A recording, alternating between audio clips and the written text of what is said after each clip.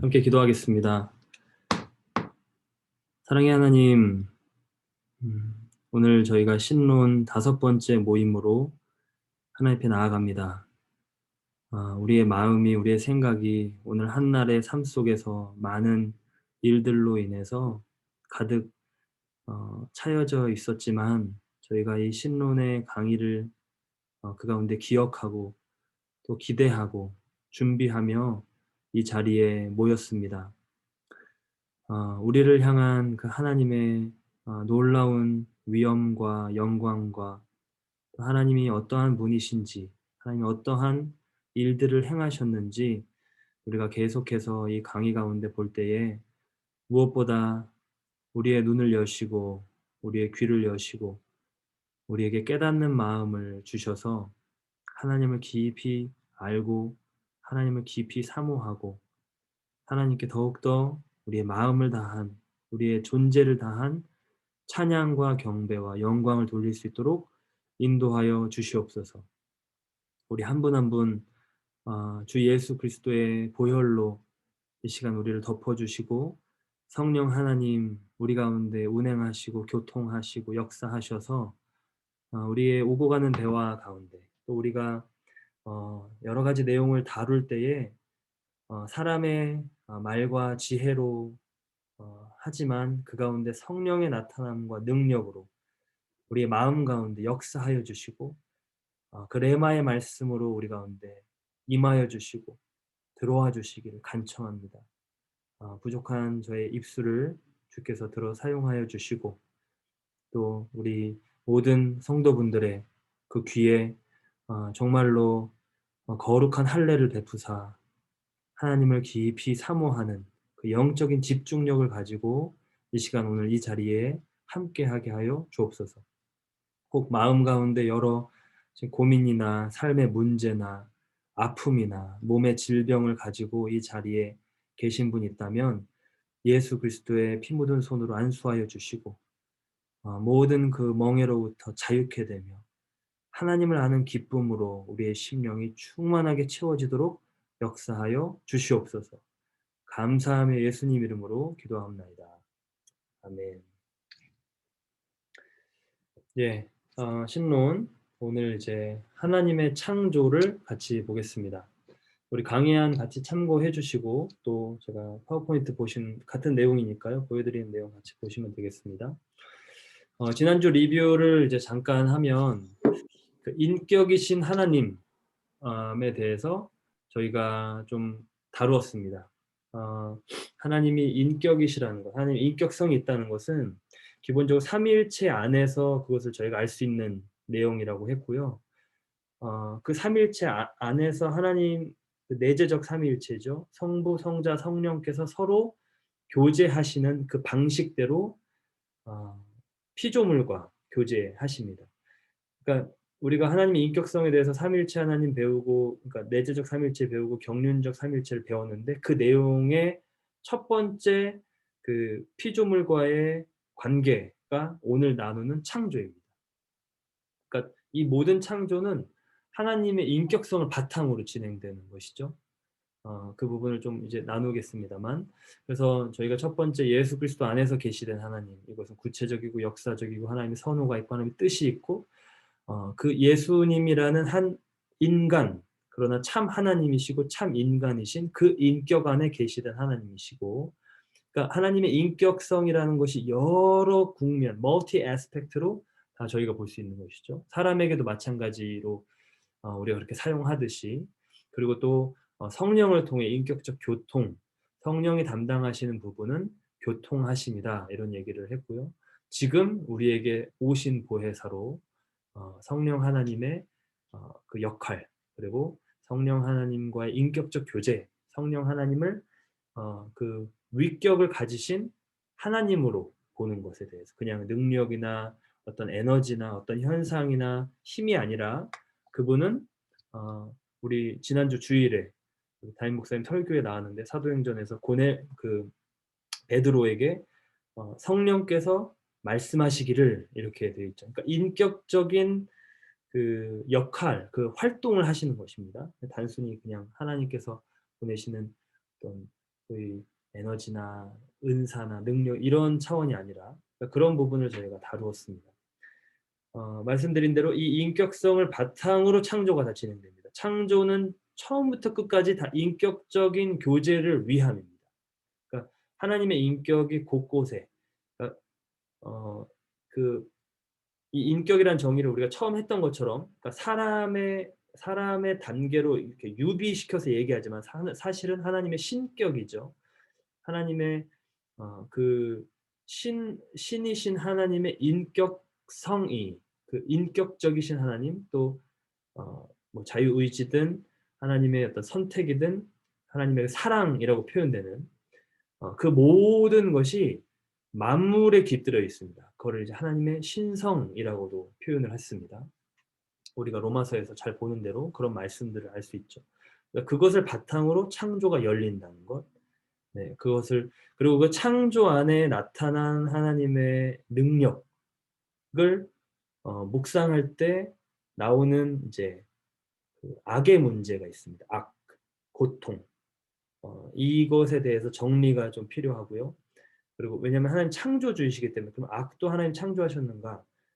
그거에 대한 이제 정리가 필요합니다. 그게 이제 다음번 주제로 가는 것이죠. 그래서 이렇게 주제가 저희가 이렇게 지금 진행이 그렇게 되고 있습니다. 그렇게 개요를 아웃라인을 그렇게 생각하시면 될 것 같고요. 지난주 설문에 관련해서 그 인격이신 성령 하나님에 대해서 이제 많이 코멘트를 해 주셨어요. 그래서 그 부분에 대해서 이렇게 좋게 받아들이신 부분도 묵상도 나눠 주시고 또 질문 같은 것도 하셨는데 제가 이제 한마디 딱 그 포인트를 이제 다 여러 가지 얘기를 드리기는 좀 어렵고 지금 이 시간에 다음번 또 성령에 대한 기회가 있지 않을까 싶은데요. 그 성령의 역할 그러니까 삼위일체 하나님과 인격적 소통을 지금 우리에게 하시는 분이시기 때문에 우리의 신앙, 하나님과의 관계를 담당하시고 계시다고 보시면 됩니다. 그러니까 성령이 임하시면 예수 그리스도가 우리 가운데 증거되고 나타나고 높여지고 그러니까 예수 그리스도는 곧 우리의 메시아이시기 때문에 예수님으로 말미암아 하나님과 교제케 하시는 것이죠. 그러니까 우리 신앙이라는 이 근본적인 정체성, 이 내용을 우리의 것으로 만들어 주십니다.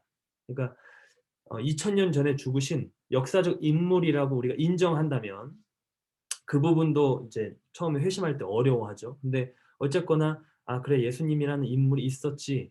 흔히 우리 한국에서 도덕책에 뭐 4대 성인 나오듯이 '예수님이라는 인물이 있었다.' 근데 그 인물이 그 나사렛 예수가 나와 무슨 상관이 있는가라는 이 나에 대한 문제를 성령께서 담당해 주시는 겁니다.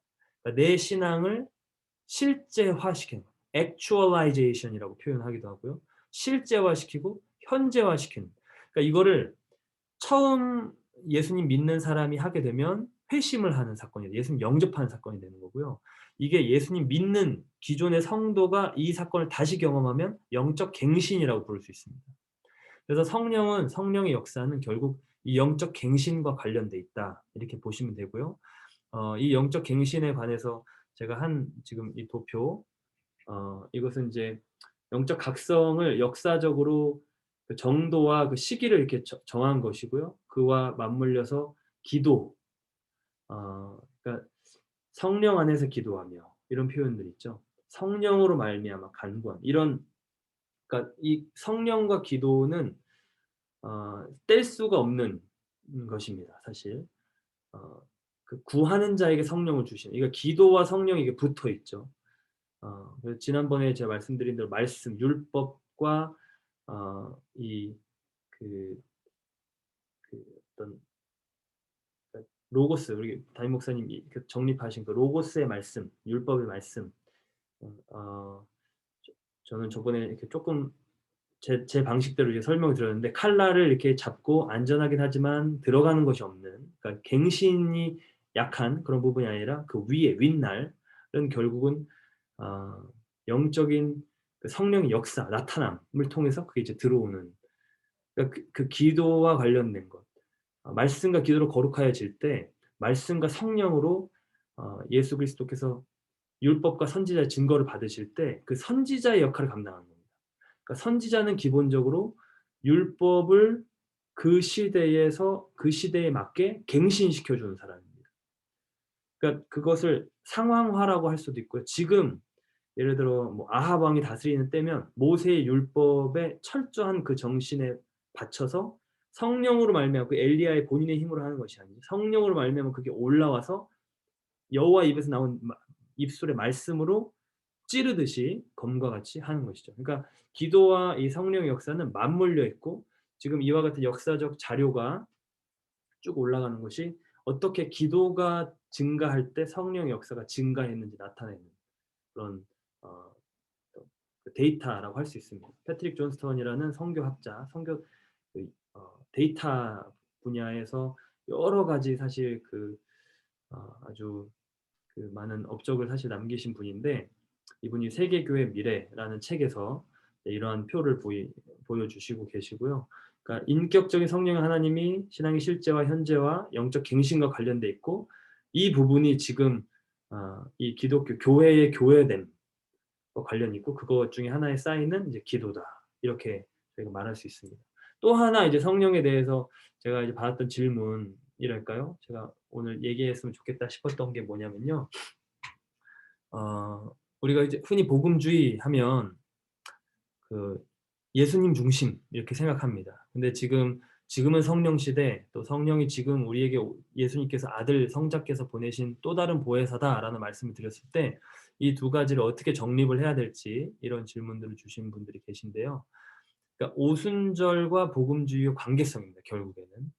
네, 지금 표에 보시는 것처럼 오순절은 신학적 정의상 복음주의 안에 들어갑니다. 왜냐하면 복음주의가 학자들이 이렇게 많이 얘기해요. 지금 그 evangelicalism 복음주의라고 말하는 말이 너무나도 정의하기 어렵다. 저도 제 논문에 복음주의라는 term을 정의를 하고 들어갑니다만 그 정의를 하는 것이 거의 사실상 명확하게 바운더리가 없기 때문에 되게 어렵습니다. 근데 이제 흔히 하는 것이 acceptable하게 저희가 제시하는 게 그 베빙턴이 말하는 복음주의의 네 가지 특징을 말합니다. 성경에 대해서 high view, 성경을 굉장히 권위 있게 여기는 것, 예수 그리스도 중심, 그다음에 회심을 중요시 여기고요. 복음을 증거하는 것, 전도하는 것을 중요시 여깁니다. 이 네 가지를 하면 복음주의권 안에 속했다라고 말할 수 있습니다. 복음주의 네 가지 가장 두드러진 특징이기 때문에. 근데 오순절이 이와 같은 특징을 다 공유하고 있을 뿐만 아니라 이 특징을 아까 말씀드린 현재화시키고 실제화시키고 갱신시키는 역할을 그동안 복음주의권 안에서 해왔습니다. 다만 저희가 이제 개혁주의, 보수적인 장로교회에서 우려하는 오순절, 순복음, 뭐 성령의 은사할 때 우려하는 부분이 바로 지금 이렇게 길게 원이 돼 있는 은사주의적이라고 표현되어 있는 그 부분 때문입니다. 그래서 은사주의적은 오순절주의에서 한 단계 더 나아간 것이라고 볼 수 있는데요. 이 은사주의적은 걸쳐져 있는 게 상당히 넓습니다. 그러니까 형식주의적으로는 많이 가지 않았지만 성례주의적인 은사파들도 있습니다. 네, 카톨릭 안에도 그리스도 정교 안에도 성령의 은사에 대해서 그걸 이렇게 받아들이고 정립하고 하는 파들이 있지만 또 많은 파는 혼합주의적으로 소위 이제 그 syncretistic 하다고 그러는데요. 이게 그러니까 딱 그 기독교 신앙 안 바운더리 이게 성경 안에 딱 머물러 있지 않다는 겁니다. 그러니까 바로 이 부분 때문에 저희가 이제 성령 얘기할 때 어 그 그 개인적인 경험이나 아니면 저희가 사회 가운데 보는 은사주의적 교회에서 말하는 메시지나 이런 거를 보고 '아 여기는 좀 같이 할 수 없겠다.'라고 말하는 이유가 바로 이와 같은 그 그룹들이 속해 있기 때문에 그렇습니다. 그래서 저희가 이런 도표를 보면 이제 좀 이해하시기 도움이 되실 것 같아요. 그래서 제 개인적으로는 복음주의와 오순절이 호흡하는 서로 이렇게 교통하는 게 피할 수 없는 것이라 생각하고요. 가장 형제처럼 신학적 성향이 같은 부류입니다.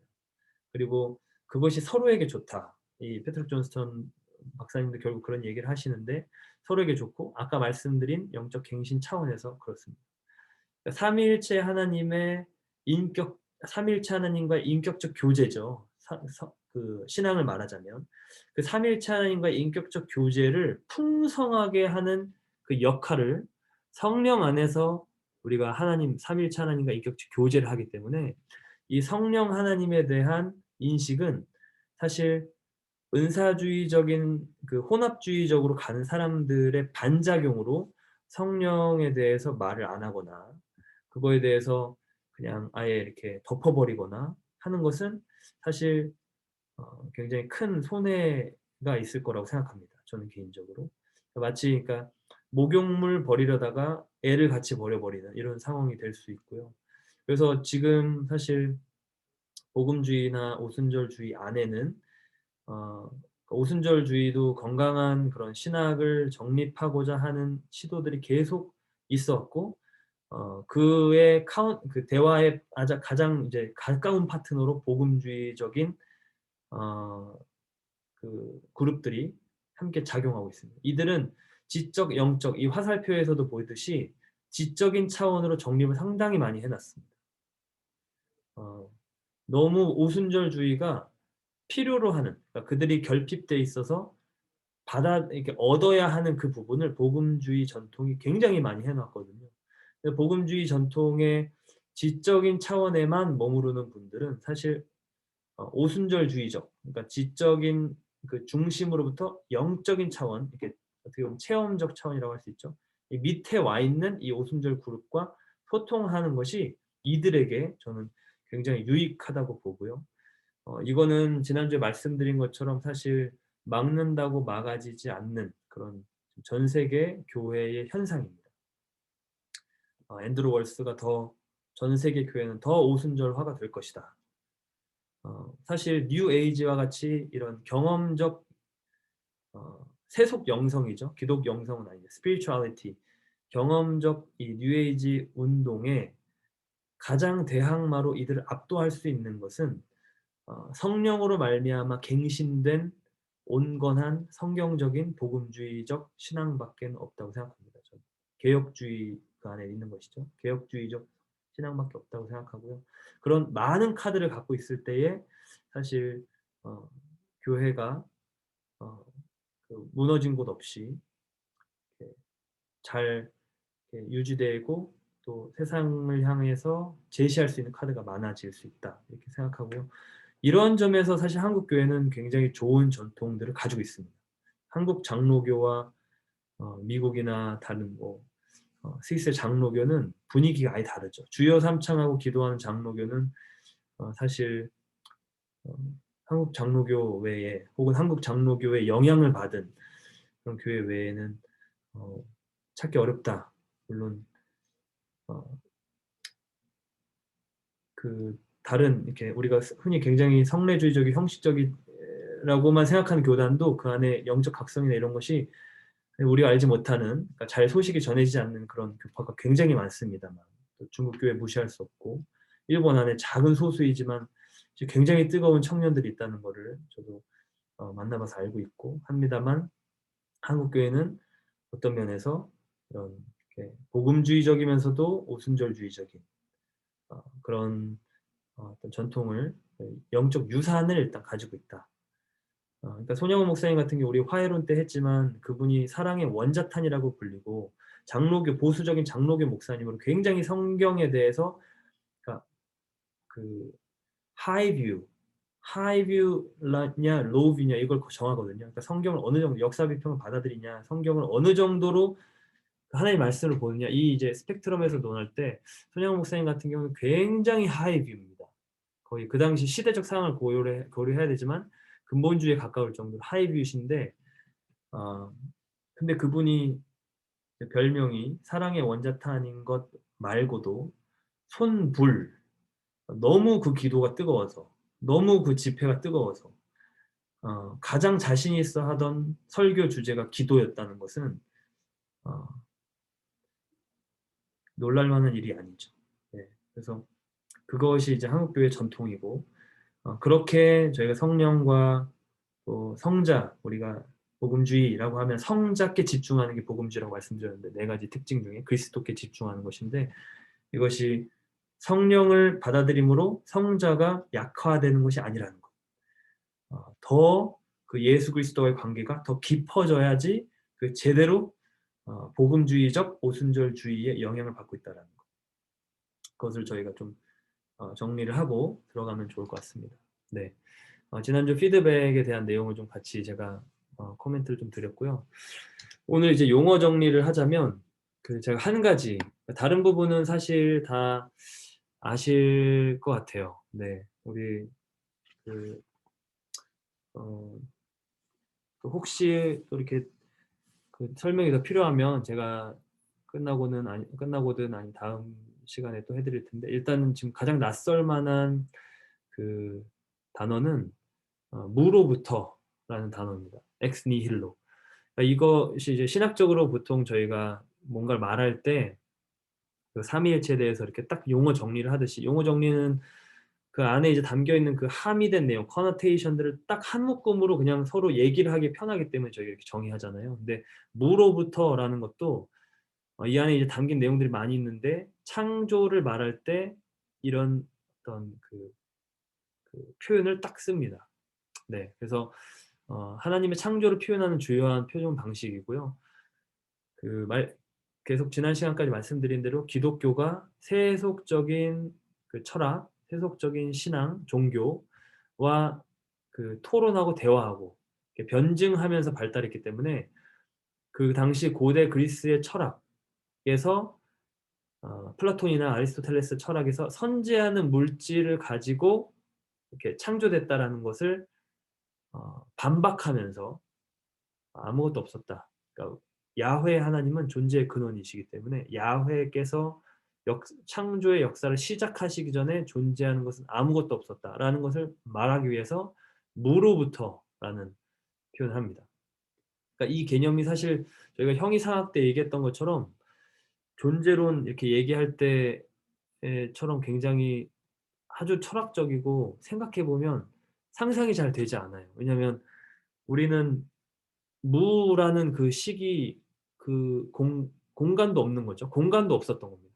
시공간이라는 개념이 없습니다. 그러니까 이게 이제 물리학이랑 이어지는데, 나중에 시공간이라는 개념 자체가 없는 그 순간을 경험을 해 보지 못했기 때문에 무로부터 '이게 뭐지? 이게 어떤 개념이지?'라는 이제 끊임없는 궁금증이 올라오는데요. 어 그처럼 이게 사실 굉장히 깊은 내용들을 그 끊임없이 이렇게 토론의 장을 열었던 표현입니다. 그래서 하나님께서 완전한 무로부터 온 세상을 창조하셨다라는 것을 말하는 용어, 이렇게 이해하시면 되겠습니다. 창조라는 신학적 지평을 잠시 좀 얘기하고 가고 싶은데요. 창조하면 그냥 우리가 흔히 천지창조, 태초에 하나님 천지를 창조하셨느니라, 창세기 1장 1 절만 생각합니다. 근데 신학적으로는 또 사실 제가 한번 예전에 성경 강해, 그러니까 백석대 교수님이셨던 것 같은데, 그분이 정확하게 기억이 안 납니다. 지금 성함이. 제가 하던 모임에 한번 초청해서 오셨었는데, 그분이 창세기 1장 1 절만 가지고 성경 전체를 굉장히 짧 짧은 시간이지만 쭉 여시더라고요. 근데 그게 이제 인상 깊었습니다. 근데 그분이 그렇게 하시는 게 뉴한 것, 새로운 것이 아니죠. 신학적으로 저희가 이 창조라는 것을 말할 때 시작 그 순간만 말하는 것이 아니기 때문에, 어 지난번에 말씀드린 새 창조 이렇게 생각하셔도 되고요. 이 창조가 지속적으로 하나님의 역사 가운데, 그러니까 하나님은 항상 하나님 완전하시다는 것이, 전지전능하시다는 그 차원이요. 한 가지 특징을 말하자면 실수가 없으시다는 겁니다. 그러니까 과거에 A라는 것을 까셨으면 그것을 취소하시고 B를 여시는 분이 아니신 거예요. A라는 것을 하셨으면 인간의 죄에도 불구하고 그것을 A 다시로 이어가시는 분이시고, 마침내 하나님이 처음 계획하셨던 그 길로 그대로 가시는 것이지, 이게 굽어지거나 틀어지거나 다 취소하고 다시 시작하시거나 이런 하나님의 어떤 하나님이 아니십니다. 그러니까 전지전능하시다는 것이 과거, 현재, 미래, 우리가 시간에 대해서, 영원성에 대해서 다룰 때 나오겠지만, 그 모든 것을 하나님 손 안에 두고 처음에 시초부터 종말을 알리시는 하나님. 어 이분이 전지전능하신 시간을 초월하신 영원 가운데 계신 하나님이십니다. 그분이 창조를 하신 것입니다. 그러니까 그분이 시공간을 만드시고 시공간 이 그러니까 그 제가 같이 이렇게 좀 오프라인으로 만약에 계시다면 제가 이렇게 막 움직이면서 좀 설명을 해 드릴 수 있는 부분인데 제가 유스 아이들한테 유스 그룹 아이들한테 그렇게 많이 했었던 거거든요. 쪼끔 이제 제한이 있지만 한번 보시면 시 공간의 초월에 계신 하나님께서 시 공간을 만드시고 그 안으로 들어오십니다. 거기에 개입하세요. 근데 그 개입하셔서 건드시는 그 사건 그러니까 뭐 우리가 다음 주에 읽어야 될 내용이지만 김용규 선생님의 그 현대 물리학과 이 창조를 연결시키는 빅뱅으로부터 시작하는 그 내용, 펼쳐가는 내용, 그 처음 시발점에 대한 내용 이런 논의들을 우리가 같이 한번 지금 머릿속에 담고 하시면 되겠습니다. 그때 들어오셔서 한 시점에서 하나님이 인격적으로 뜻을 가지고 정하신 그 시점 이거는 철저하게 하나님의 선택입니다. 그죠? 이 필연성, 자유의지 같이 개입된 거. 이때 하나님이 여셔서 이 역사를 이루신 것은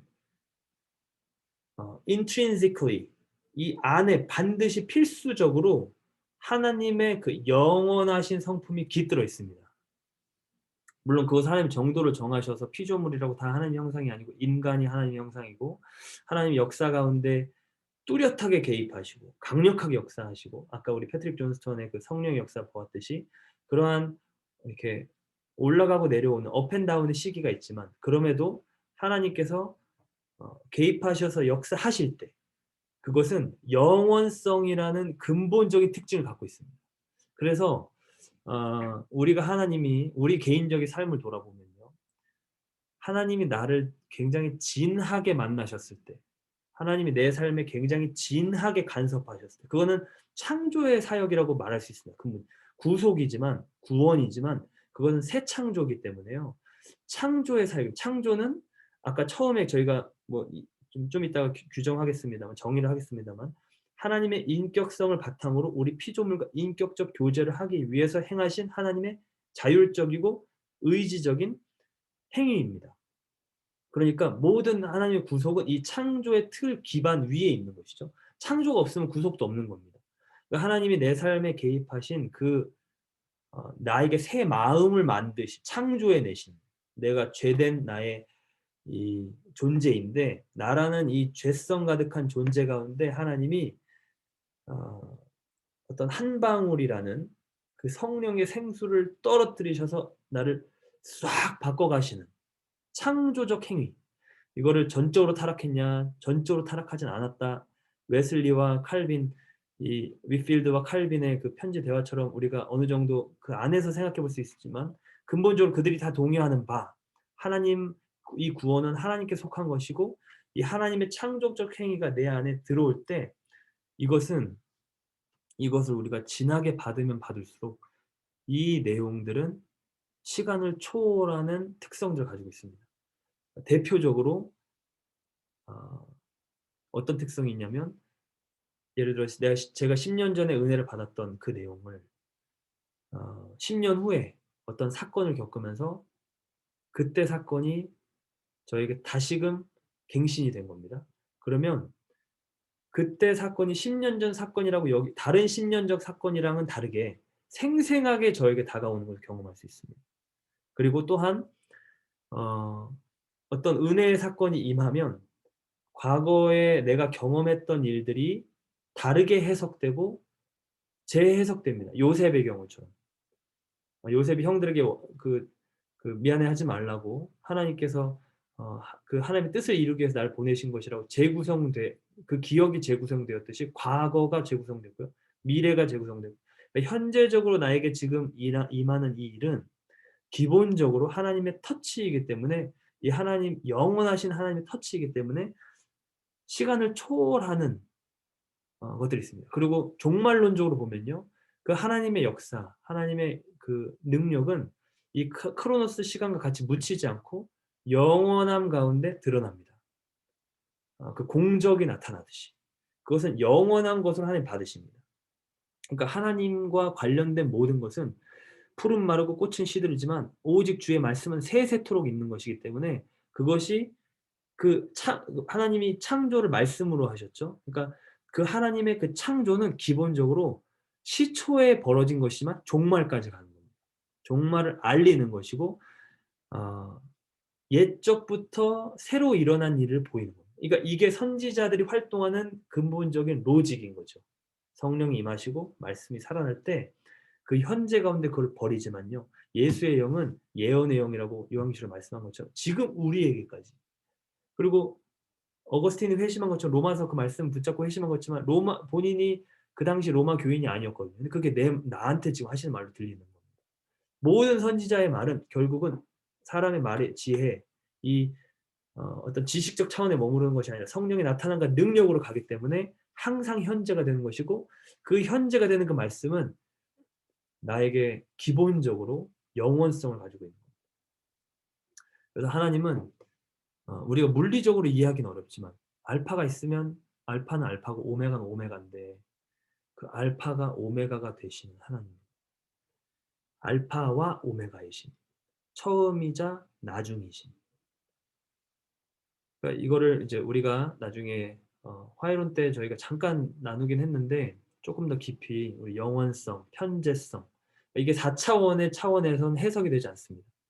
5 차원 이상으로 올라가야 되고요. 어 그리고 사실 또 그러니까 양자역학도 이게 이 이론 물리학의 그 상대성 이론과 맞물려서 양자역학, 이 두 가지를 지금 사실 합치는 이제 소위 뭐 끈 이론이라고 할지 초끈 이론이라고 할지 뭐 10 차원이라고 이렇게 얘기하는데, 뭐 저는 과학 전공이 아니기 때문에 잘 알지 못하지만 신학자들이, 조직 신학자들이나 아주 뛰어난 신학자들이 그와 같은 내용들을 과학자들이랑 토론을 하면서 김용규 선생님이 그 책에 그 신에서 말씀한 것처럼 기독교에게는 굉장히 유리한 방향으로 전개가 되고 있다라고 볼 수도 있습니다. 물론 이게 세계관이고 믿음에 대한 문제이기 때문에 뭐 C.S. 루이스가 우리 그때 그 존재론 형이상학할 때 말했던 것처럼 뭐 압도될 만한, 이거 부인할 수 없는 신의 증거는 사실 예수님 오셔야 우리가 다 보면서 알 수 있겠지만 그럼에도 불구하고 기독교 변증에 있어서는 이게 일맥상통한 게 굉장히 많은 것이죠. 그래서 이게 창조가 지니는 기본적인 신학적 지평, 절대 처음에만 머무르는 것이 아니다라는 거. 이게 끝까지 창조의 그 지평 가운데 우리가 바라볼 수 있다는 거. 이것을 저희가 말씀드립니다. 그래서 T.S. 엘리엇이라는 문학가죠. 그리고 나중에 이제 기독교인으로 회심했던 노벨 문학상을 받은 시인이자 문학가인데, 이분이 이런 얘기를 한 게 인상 깊었습니다. "우리의 탐험이 끝나는 때는 시작이 어딘지 알아내는 순간이다." 참 굉장히 의미가 많은 이야기 같아요. 그러니까 우리가 항상 현재를 살아가고 또 미래를 바라보며 살아가지만, 사실 저는 개인적으로 과거를 다뤄주시는 하나님이 너무너무 감사하고, 우리가 그 저희 장애인 주일 때 그때 오신 우리 이재철 목사님이 정태기 목사님이 제자라고 그때 이렇게 소개를 하신 걸 들었는데, 정태기 목사님이 제가 한국에 있을 때 몇 번 제가 섬기던 교회 집회 오셨거든요. 근데 그분 밑에서 훈련 받으신 목사님들, 저희 부목사님들 중에 좀 계셔서 같이 이렇게 대화하고 이렇게 물어보면, 결국 우리라는 존재를 하나님이 구속하시고 완전히 회복하시고 치유하시는 그것은 결국은 맨 처음으로 가게 된다는 겁니다.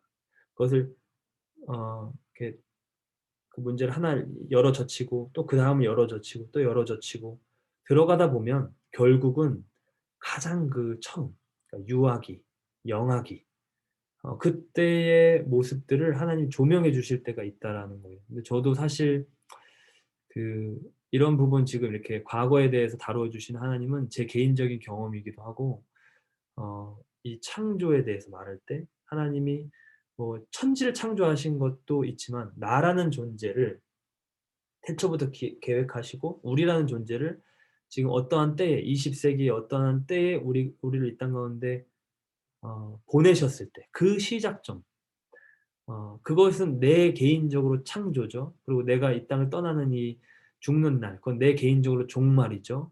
역사적 종말은 주님께서 다시 오시는 그때지만, 그러니까 이 나 개인적인 영역 차원에서 창조와 이 종말을 연결시킨다는 거. 그리고 그 창조가 하나님 그리스도의 빛 앞에서 이렇게 비침을 받고 이렇게 해석이 된다는 거. 이것은 참 그 복된 성도들이 누릴 수 있는 특권이라고 생각을 하게 됩니다. 그때 완성되는 그 마지막 피스가 이제 들어오는 것 같아요. 그래서 이게 저희가 평생 살아가면서 계속 사실 하나님의 때와 하나님의 섭리 가운데 하나님께서 해 주실 부분이지만, 말씀드린 그 영적 갱신이 있을 때에 그와 같은 우리 존재 전체를 하나님이 흔드시는 일들이 있었기 때문에 그토록 그 신앙과 그 교회의 영향력이, 그 능력이 확장되었던 것이라고 생각이 듭니다. 그래서 과거에 완료된 사건을 넘어서는 것이고요. 이것은 1차적 창조 행위, 시초와 같은 그 처음 빛이 있으라 하시는 그 창조 행위를 포함하고 당연히요. 그리고 그 이후에 그 창조의 뜻으로 이끄는 모든 섭리의 과정을 그 창조의 완성이라고 하기 때문에 그 창조의 시작과 완성을 다 포함합니다. 이게 창조의 지평입니다. 이게 아우구스티누스가 제시했던 것이고, 그렇기 때문에 여기서 저희가 생각해낼 수 있는 것은 창조된 모든 피조물들은 그냥 하나님이 알파로서 그들의 삶에 그 역사하셔서 시작해 가지고 가는 것이, 그게 알아서 가는 것이 아니라 철저히 그 모든 순간에 하나님 존재의 근원이신 야훼께 의존되어서 살아가고 있는 존재들인 겁니다. 그러니까 우리의 신앙도 마찬가지죠. 내가 예수님 믿게 되면 '아 하나님 저와 같은 죄인을 하나님 어떻게 구원해 주셨지?'라고 생각하면서 '지금부터는 제가 이제 예수님 알았으니까 열심히 살아 볼게요.' 이게 아주 나이브하고 아주 지금 하나님이 뭘 하고 계시는지 모르는 어린아이와 같은 생각인 것처럼, 그 마음은 귀하지만요. 그와 같이 창조도 창조되어서 끝이 아니라는 거예요. 하나님이 계속 그 창조의 어 그 뜻으로 섭리 가운데 이끄시는 과정이 창조의 지평 가운데 들어있다. 이 얘기를 이제 하는 것이고요. 그래서 이런 창조 사건은 앞서 말씀드린 경륜적 삼위일체의 어 가장 primary activity라고 보시면 됩니다. 가장 주된 사역입니다. 역사입니다. 그리고 제가 흔히 이제 그 내재적 삼위일체의 그 충만한 그 사랑이 경륜적 삼위일체로 피조물과도 나타나는 두 가지 방법으로 나타난다. creation and recreation. 창조와 새 창조. 그러니까 이 두 가지는 하나죠, 사실. 지금 말씀드린 거에 바탕으로 보면요. 우리가 흔히 창조와 구속이라고 쉽게 표현하기 때문에 이렇게 두 가지 말하지만, 사실 구속, 이 새 창조는 철저히 창조의 역사에 기반하고 있는 것이기 때문에 하나님의 피조물에 개입하시는, engage 하시는 그 디바인 액티비티는 가장 주되게 말하면 창조라고 말할 수 있는 것입니다. 그래서 오늘날에도 지속되는 이 창조의 역사, 그리고 그 계시의 빛 가운데 깨달아지는 인간의 정체성. 만드신 분이 "너는 누구다." 말씀하고 계시는 거예요. "내가 너를 이러한 존재로 만들었다."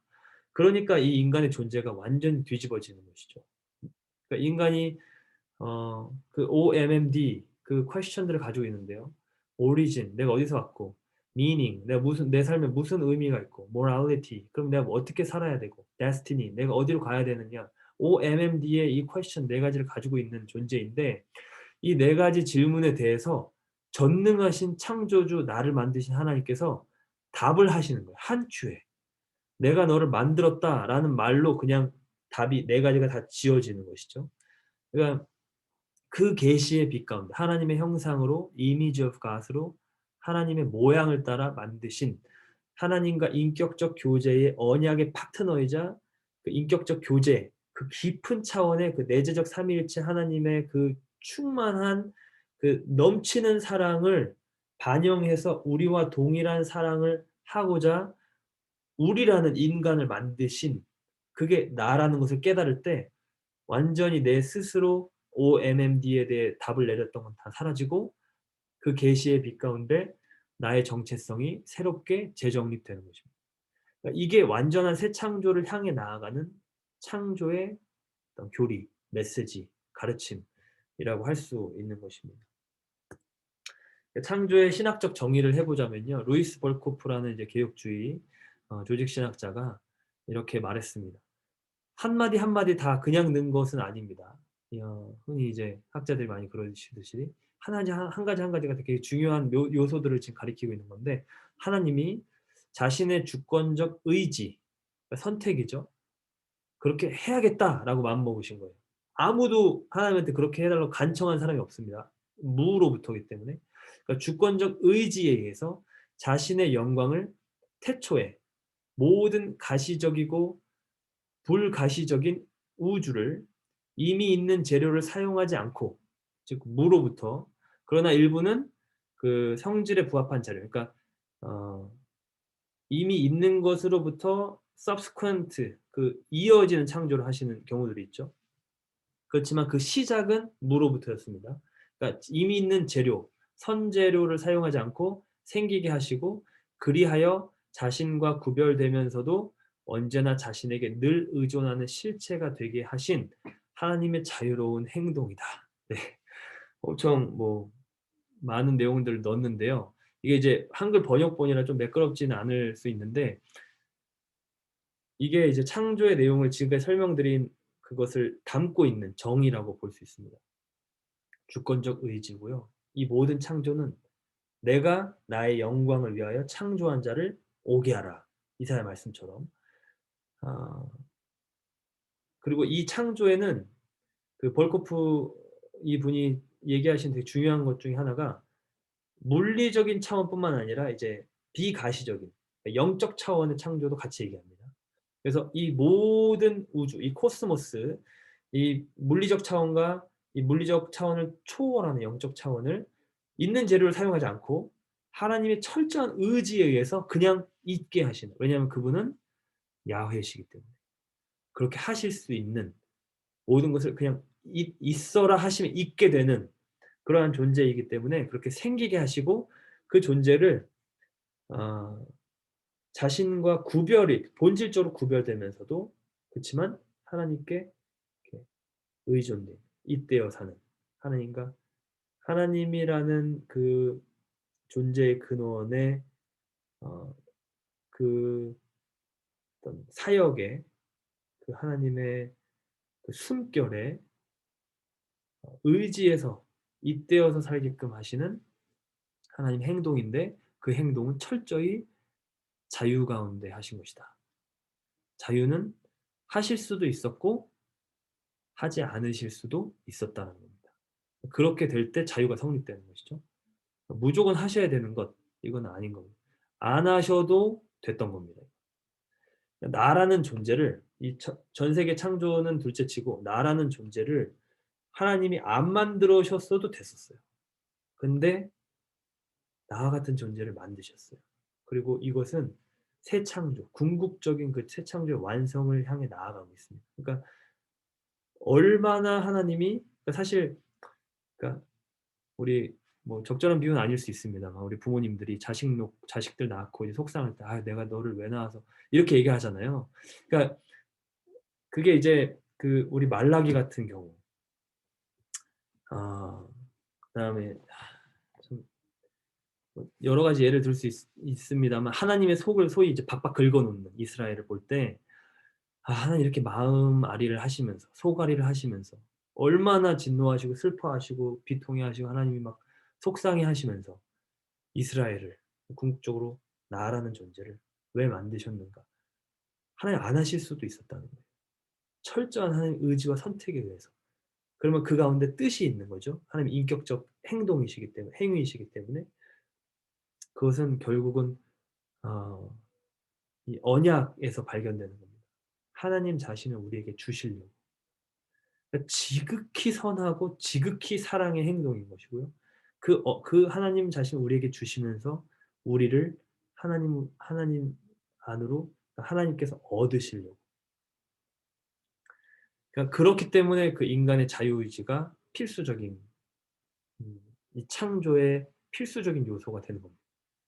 하나님께 자유로우신 것처럼 우리도 철저히 자유로워야 하나님이 꿈꾸시는 그 언약이 성립되고요. 바로 여기에 인간 세상의 악과 고통의 문제에 대한 어떤 답이 힌트가 이 안에 있습니다.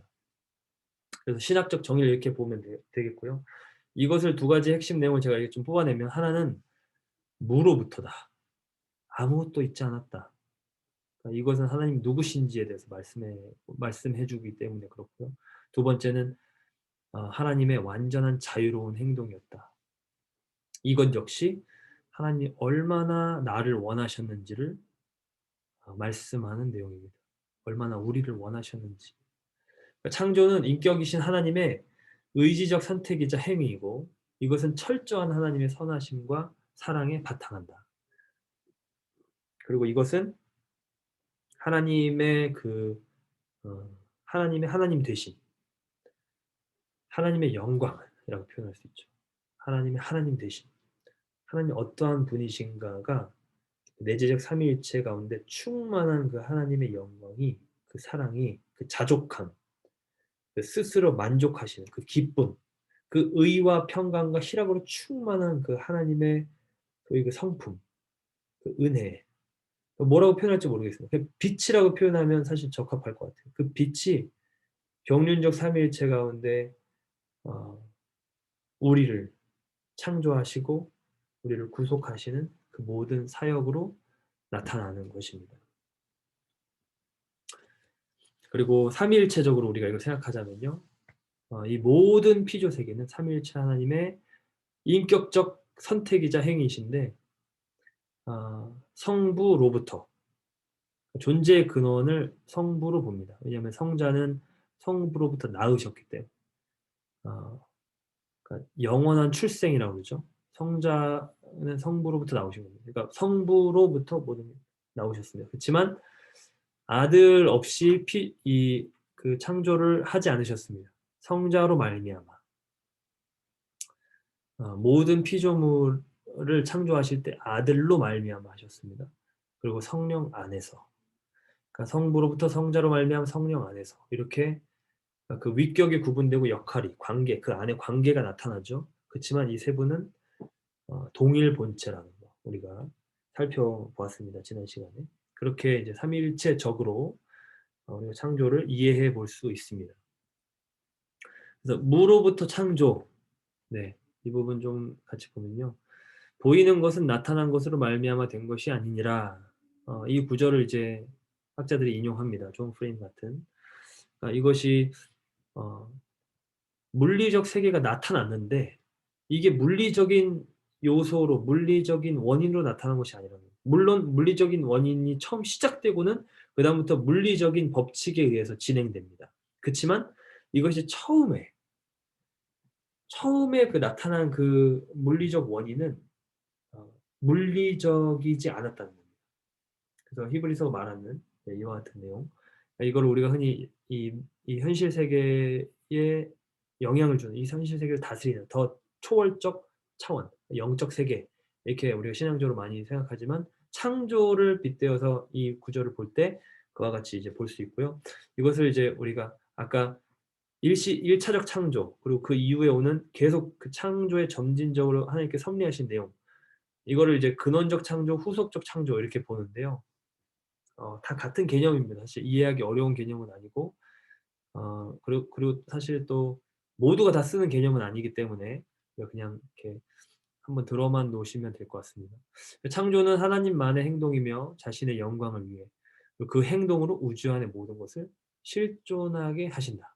그리고 그분의 창조 말씀 이전에 실존하지 않았던 것들을 존재하게 하신다. 그러니까 무로부터 창조되었다 이 말을 지금 하고 있는 겁니다. 이게 이제 근원적 창조죠.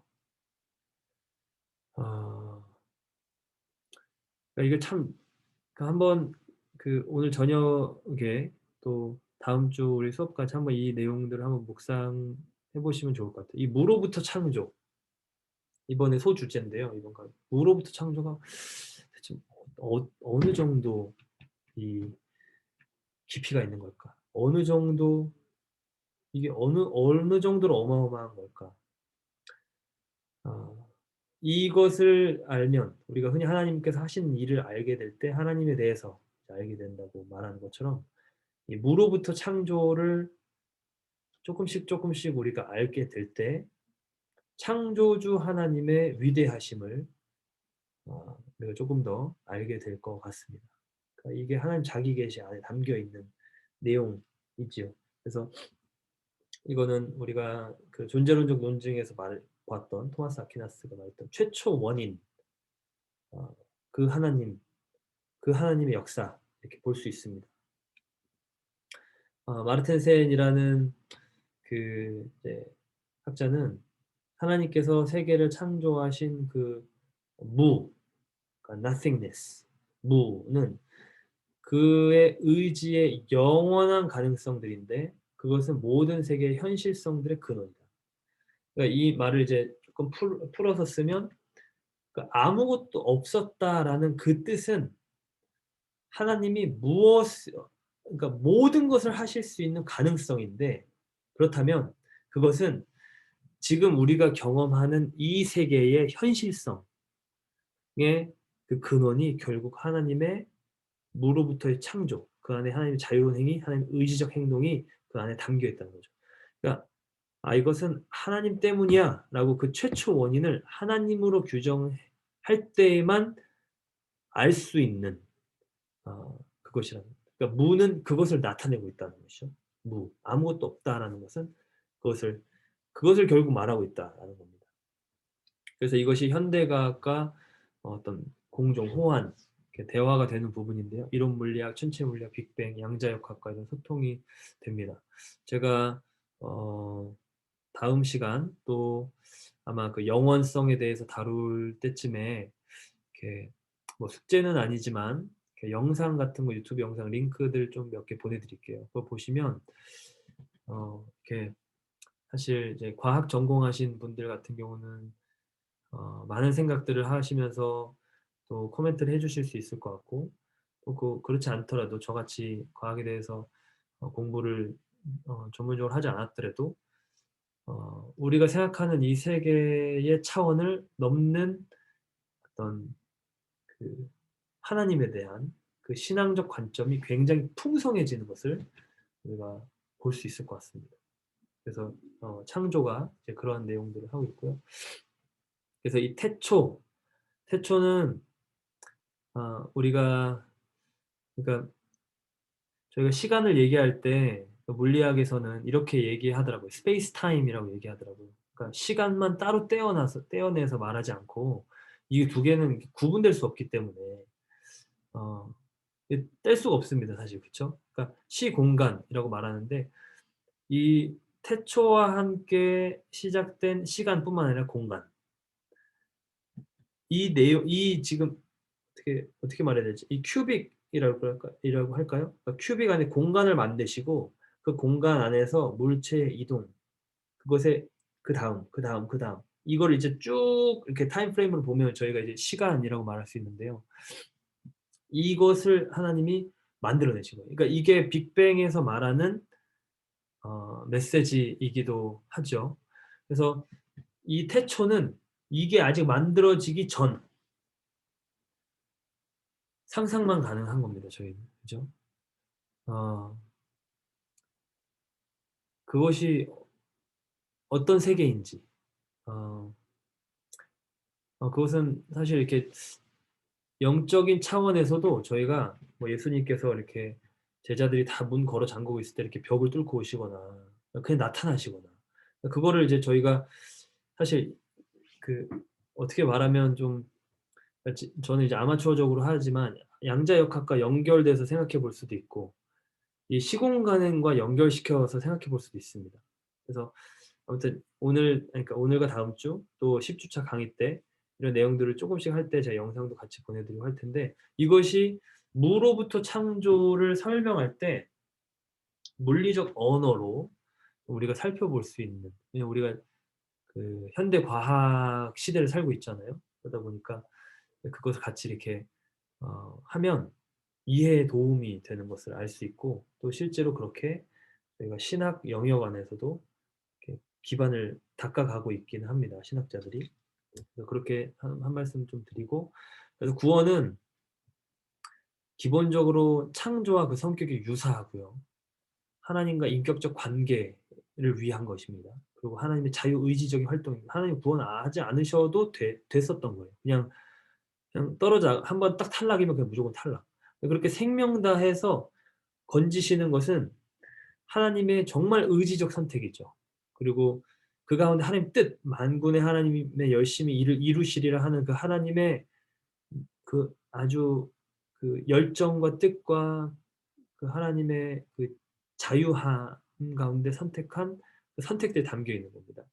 그러니까 기본적으로 이게 같은 것이고 이 무로부터 하나님이 나라는 존재가 없을 때 나를 부르신 하나님은 내가 죄인이 되어서 죄는 의의 부재입니다. 그러니까 없는 겁니다. 의가 없는 것.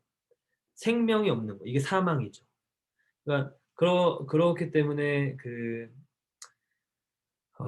이제 칼바르트 같은 신학자는 이 nothingness를 악의 근원으로 봅니다. 그러니까 약간 어 이 nothingness를 의인화, 그러니까 personification 한다고 그럴까요? 그러면 이제 우리가 흔히 아는 루시퍼, 사탄처럼 이제 생각할 수 있는데요. 그러니까 이 부재, 없는 것, 하나님의 영광이 완전히 없는 것, 하나님의 생명이, 하나님의 의가, 하나님의 평강이, 하나님의 통치가 완전히 없는 것. 이걸 이제 무라고 생각할 수 있습니다. 그거를 이제 우리가 악으로 생각하든 사탄으로 생각하든 어떻게 생각할 수, 근데 그러니까 무라는 것은 우리가 설명을 할 수가 없어요. 규명을 할 수가 없어요. 그 자체가 갖고 있는 특징이 없습니다.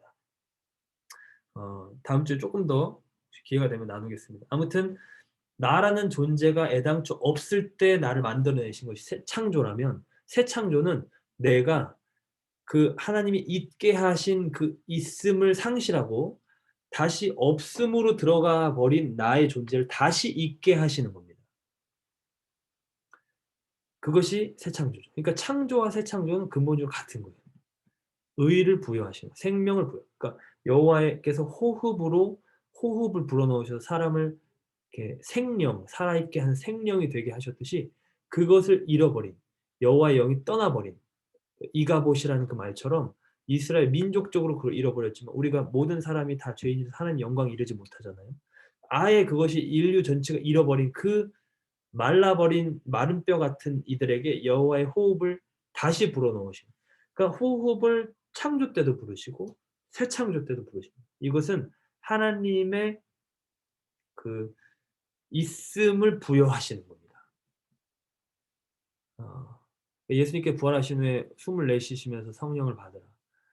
아 그러니까 계속 종생애 때 성령에 대해서 말씀하시면서 성령으로 세례 베푸시는 것, 그리고 그 하나님께 구한 자에게 성령을 주시는 것, 그다음에 성령이 임하면 내가 하던 일을 그가 할 것이고 그보다 더 큰 일을 한다는 것. 그게 성령이 임하는 게 더 유익이라는 것. 이게 그러니까 이 있음의 생령, 그러니까 살아있게 하시는 성령께서 우리 안에 들어오시는 것이 아담이 창조되었던 그 순간과 같이 가 핵심적인 하나님의 사역인 겁니다. 근데 이 성령이 우리 안에 들어오시기 위해서, 소위 지성소로 들어가기 위해서 그 휘장을 찢어야 되는 거죠. 그 가림막을 찢어야 되는 거죠. 죄라는 이 막힌 돌을 제거하시는 거예요, 예수님께서. 그러니까 예수님으로 말미암아, 예수님 only Jesus로 길과 진리와 생명 되신 그분으로 말미암아 삼위일체 하나님의 완전한 사랑 가운데 들어가는 것이죠. 그리고 그 예수 안에 있는 자들에게 성령이 임하는 겁니다.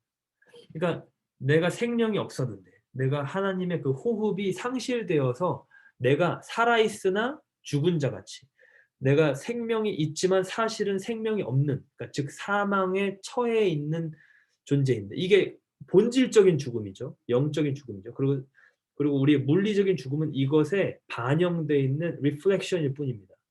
그러니까 그렇기 때문에 예수님 부활에 말씀하실 때 무릇 나를 믿는 자는 죽어도 살겠고 이런 얘기를 하셔요. 살아서 나를 믿는 자는 영원히 죽지 않는다.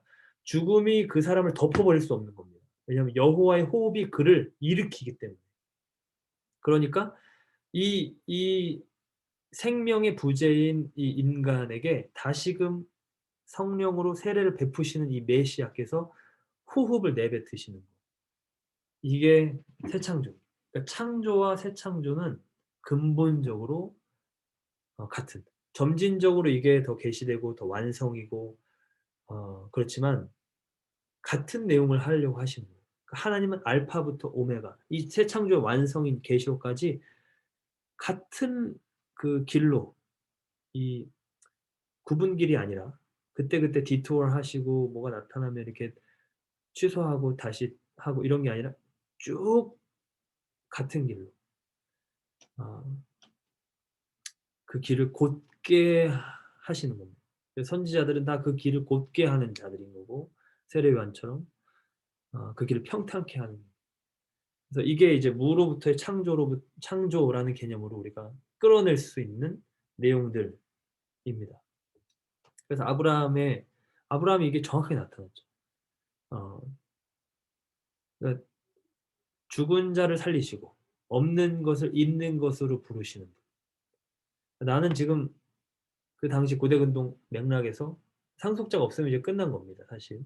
근데 나에게 생명을 약속하신 거예요.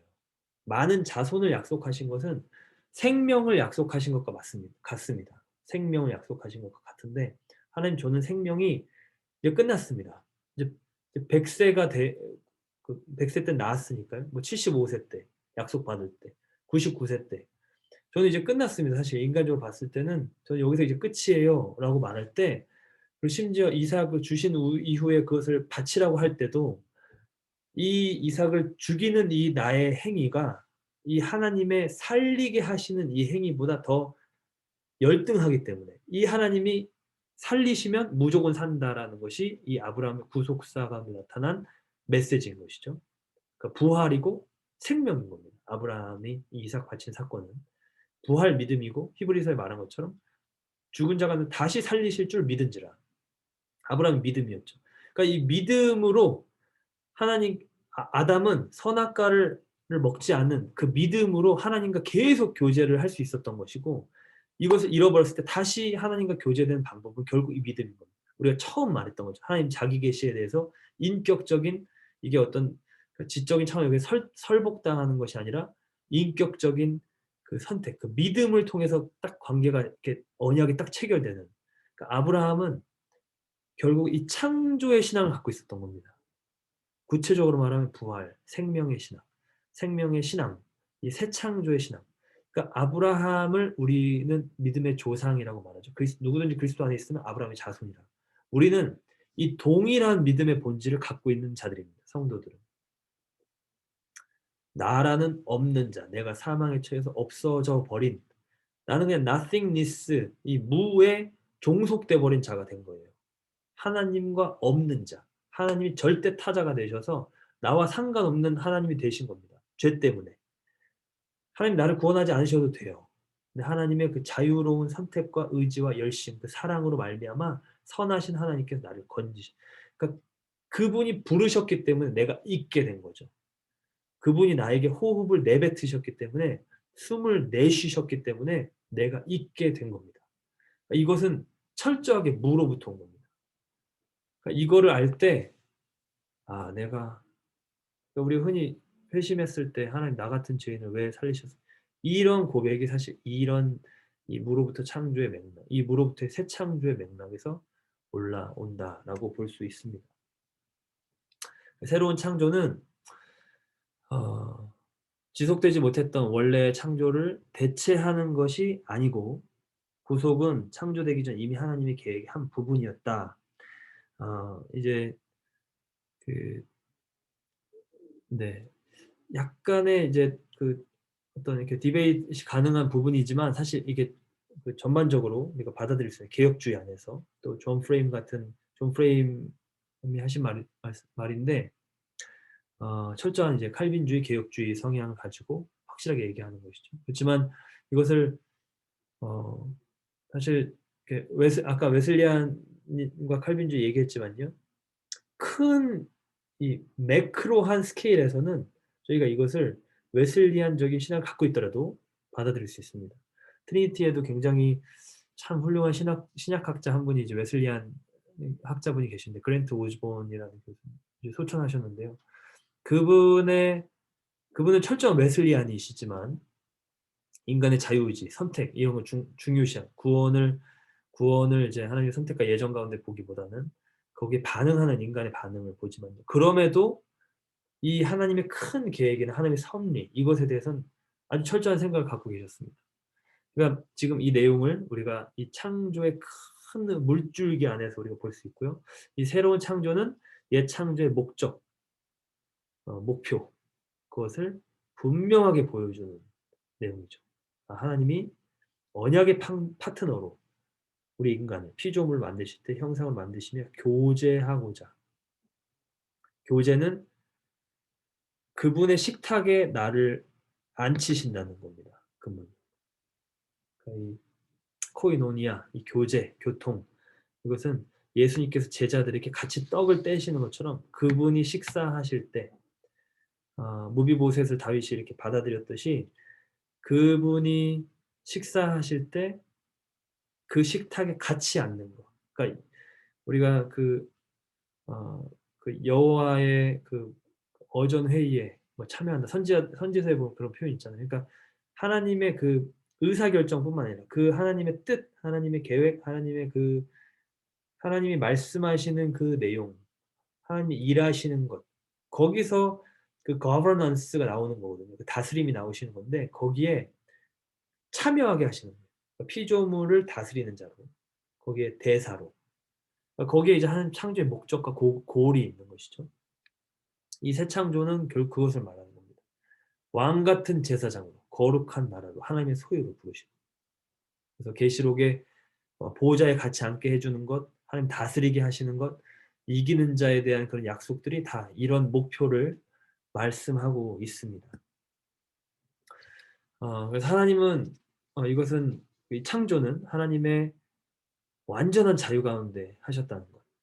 그러니까 유출설 같은 게 이렇게 뭐 뜨거운 어떤 물체가 있으면 그 옆에 이제 자연스럽게 열이 나타나고 이렇게 좀 가열되고 이런 것처럼 그냥 하나님은 그냥 그런 존재셔서 그 하나님의 창조성이 그냥 자기도 모르게 본인이 선택하신 게 아니라 그렇게 의지를 가지고 하신 게 아니다.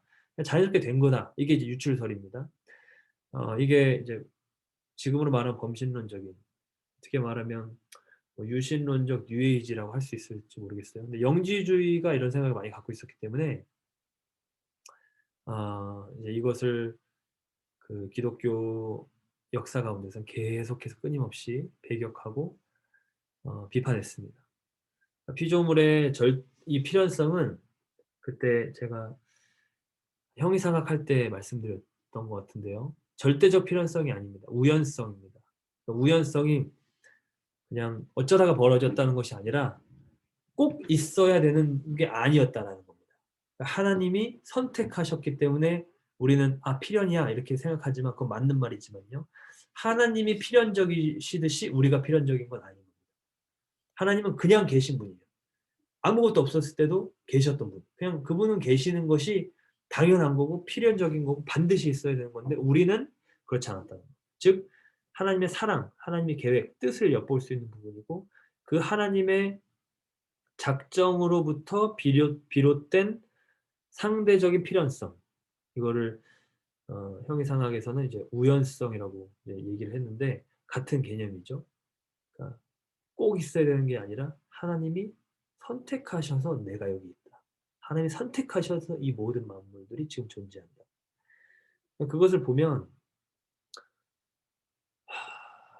하나님에 대해서 생각할 때 어 소위 이제 내 자존감이나 자의식이 재해석될 수 있죠. 네. '내가 그렇게 필요한 존재예요, 하나님 앞에?' 이렇게 생각하게 되는 겁니다. 그렇게 이제 시작되는 거죠. '내가 뭐라고.' 이렇게 이제 가는 거죠. 흔한 반응으로요. 네 이 하나님이 나를 어떻게 생각하시는지를 나를 어떻게 만드셨는지를 이게 올 때 이 창조의 신학이 딱 정립될 때 내 관점이 바뀌고 내 자의식이 바뀌고 정체성이 바뀌고 내 하는 행동들이 이제 바뀌게 되는 거죠. 신앙이 역사하는 딱 그 역사와 이제 맞물려서 그러니까 '신앙이 들어왔다.'라고 표현할 수 있는 딱 그 부분이 이 창조가 아주 그 핵심적인 요소를 하고 있는 겁니다. 그래서 루이스 벌코프는 하나님의 본성으로부터 유래하는 필연성으로 인해 본질적으로 필연적인, 그러니까 하나님의 유일한 사역은 내향적인 사역. 이게 그냥 그 오프라 에드 인트라는 이제 내재적인 걸 말할 때 많이 씁니다. 네, 즉 하나님의 존재 내에서의 각 위격들의 사역인 발생, 아들됨, 발출, 이게 이제 성부, 성자, 성령의 이제 사역을 딱 표현할 때 하는 말인데요. 이게 그 본질적으로 필연적인 거라는 겁니다. 이거는 반드시 있어야 되는 겁니다.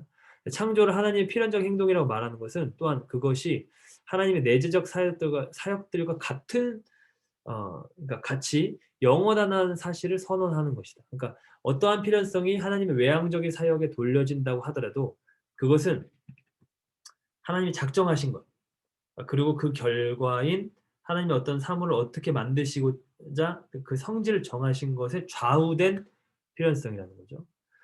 그것은 하나님의 의지에 의존되어 있는 필연성이기 때문에 절대적인 의미에서의 필연성이 아닙니다. 같은 얘기를 지금 하고 있는 겁니다.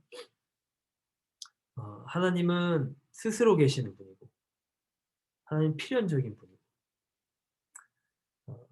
하나님의 그 내재적 관계 안에 있는 것은 반드시 있어야 되는 것이지만 그 밖에 나타난 것은 하나님의 그 안에서 내재적 그 의지와 결정과 그 뜻, 그 사랑이 반영된 거기에 의존된 의도된 필연성 이런 것이죠. 네, 유출설이 이제 잘못됐다라는 겁니다. 네. 하나님이 그 뜻하신 바야 이 얘기를 하는 겁니다. 창조는 우리 개인으로도 그렇고요. 그래서 하나님의 이것은 자유다. 하나님의 자유, 이게 사실 또 창조뿐만 아니라 구속에 있어서도 본질적으로 같다는 말씀 드렸죠. 사실 굉장히 큰 빅청크입니다. 이게 하나님의 자유, freedom of God. 이게 굉장히 그 많은 얘기가 또 담겨 있는 것인데 우리 창조로만 지금 봤던 창조라는 그 관점에서만 봤던 이 하나님의 자유는 어, 의지적으로 선택하셔서 피조물들을, 그리고 그건 피조물의 대표자인 인간을 하시고자 하나님과 같은 그런 참으로 자유로운 의지를 부여하시고 창조해내신 하나님의 그 자유를 말합니다. 그래서 그 인간의 우리의 자유의지는 free will은 철저히 하나님의 자유로우심에 근거해 있고 하나님 주셨기 때문에 받은 것이고요. 우리가 스스로 만들어낸 것이 아니라 이것은 인격적 관계를 성취하기 위한 필수 조건입니다. 그러니까 창조도 하나님 선택이고요. 그 창조 가운데 꽃이라고 말할 수 있는 인간을 창조하신 것인데 그 인간 창조의 목적, 다시 말씀드리면 인간과 인격적 교제를 하기 위해 하신 겁니다. 우리와 같은 식탁에서 같이 밥을 드시려고 우리를 식구 자녀를 삼으려고 하시는 거예요. 근데 그것을 하기 위해서 어떻게 말하면 가장 필요한 것 중에 하나가 인간에게도 그 자유의지를 주셔야 되는 겁니다. 하나님의 자유, 인간의 자유. 이게 이제 같은 거죠. 본질이 같습니다. 속성이 같습니다. 하나님이 그 본인이 갖고 계신 걸 우리에게 주신 것입니다. 우리가 흔히 교회 안에서 자유의지하고 말하는 내용이 이 창조의 개념 안에서 이와 같이 그 맥락을 볼 수 있습니다. 그래서 이것은 이제 그 피조 세계와 관계성을 확립하는 데 있어서 핵심적인 요소고 하나님은 다시 말씀드리면 완전한 가운데서, 완전한 자유 가운데서 그리고 그것을 풀어 말하면 하나님은 안 하셨어도 됐었다. 이 세계가 우리 형이상학 때 얘기하듯이 존재론 얘기하듯이 다른 방식으로 존재할 수도 있었다. 인간이 아는 다른 존재를 하나님 만드실 수도 있었다. 우주가 이와 같은 현상이 벌어지는 장소가 아니었을 수도 있었다. 그러니까 all possible worlds라고 말했죠 그때. 모든 가능한 세계. 근데 그 가운데 하나님께서 정한 그 뜻을 가지고 선택하시고 그 모든 가능한 세계 가운데 지금 이 세계를 만드셨고 이 세계를 만드신 하나님의 이 세계가 유지되는 그 근간은 하나님이 완전한 자유 가운데 의지적으로 선택하셨다는 거예요. 그것을 구체적으로 더 들어오면 나라는 존재가 이 땅 가운데서 이 그 태어났던 그 시기에 이와 같은 모습으로 이와 같은 어떤 한국인으로 혹은 어떤 존재로 남자로 혹은 여자로 어느 집에 또 아들로 딸로 그러니까 나라는 존재가 이렇게 태어나서 하나님과 인격적인 교제를 하는 데까지 지금 나아온 이것은 하나님이 그 의지적으로 완전한 자유 가운데 선택하실 때 내다보신 anticipate 하셨던 그 모습이라는 겁니다. 하나님 그것을 원하신 겁니다. 네. 나와의 교제를 원하신 거예요. 나를 그래서 창조하신 거예요. 인간을 그래서 창조하시고 피조세계 그래서 창조하신 거죠. 그냥 심심해서 해보고 싶어요. 호기심에 뭐 아무것도 할 거 없으니까 그냥 뭐 다른 세계 하느니 뭐 이게 낫겠다. 이런 이거 인간적 차원에서 하듯이 그렇게 해서 그냥 창조한 의미 없는 창조가 아니라 하나부터 열까지 하나님 완전하신 하나님 계획과 그 뜻 가운데 하나부터 열까지 영원 시간을 초월하는 영원의 의미를 가지고 창조하셨다는 겁니다. 그리고 그 창조의 그 subsequent creation 계속해서 나라는 존재가 창조되어서 나타난 지금 살고 있는 2021년 이 시기에 여전히 하나님은 그 궁극적인 창조의 목적, 새 창조로 우리를 섭리 가운데 끌고 가고 계시고 그것의 뜻은 하나님 그토록 그 anticipate 예상하시며 바라셨던 것은 나라는 존재를 어, 얻고자 창조하셨던 것이다. 그리고 나에게 하나님을 아낌없이 주시고자 창조하셨다. 우리를 자녀 삼으시고자 창조하셨다는 것입니다. 네, 그래서 여기까지 오늘 이제 첫 번째 창조의 이야기 좀 봤습니다. 녹화는 여기까지 일단 하겠고요.